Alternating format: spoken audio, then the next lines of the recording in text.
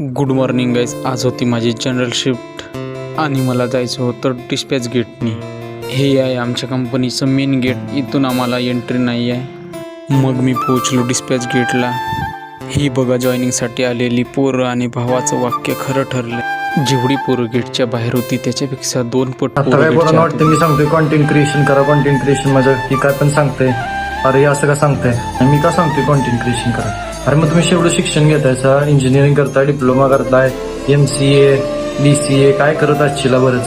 मग तुम्ही करणार काय हे करून? जॉब करणार आहे. अरे हाय ते त्यांना जॉब भेटलेला नाही अजून. हाय ते त्यांना जॉब नाही झालाय. 2-2, 3-3 वर्ष झालं पोरं घरात आहे. ती खरी रियालिटी आहे. लोकांना वाटतं इथं BCA MCA करणार, डिग्री डिप्लोमा करणार, पुण्यात एक क्लास करणार, नोकरी मिळणार. नाही मिळत भावा, एवढं सोपं नाही. आणि नोकऱ्या नाही त्याच आता.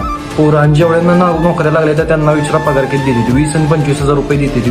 ह्याच्यावर कोण देत नाही. 30,000 देते तर लय चांगला भावा, जा तिकडं. मग मी एवढंच सांगतो भावा, AI न भावा खरी रियालिटी सांगतो. AI न करिअर खाल्लंय. तुम्ही स्वप्न बघताय ना, मोठमोठ्या IT कंपनी जॉब मिळेल, हे मिळेल, एवढं मिळेल, 30,000 50,000 1 लाख रुपये पगार मिळेल महिन्याला. काय घंटा होऊ शकत नाही भावा. हे मी लिहून देतो. मोठी मोठी टॉपर, भली चांगली पोरं आहे ती, शिकलेली हुशार. तुम्हाला वाटत असेल मी काय पण सांगतोय. हुशार पोरं आहे ती जी पुण्यात बेरोजगार आहे. ती घरी बसून बेरोजगार आहे. ती काम नाही, काय नाही, नोकऱ्या नाही त्या. मी उगाच सांगत नाही कंटेंट करा, आता वेळ आहे मोकळा तर करा. नाहीत नोकऱ्या. तुम्हाला जर माझं पटत नसेल तर तुम्हाला जे वाटतंय ना तुमच्या अगोदरची जी पुण्यात आहे ती, मुंबईत आहे ती, विचारा त्यांना काय विषय आहे जॉबचा. जॉब भेटतोय का घरी बसले ज्यांना विचारा. आणि मी जेवढं पण पब्लिक घरी बसले, डिग्री डिप्लोमा BCA MCA करून, क्लास करून, भावांनो खरी रियालिटी आत्ताच्या पोरांना सांगा. जॉब आहे ती का आणि जॉबची काय परिस्थिती आहे ती.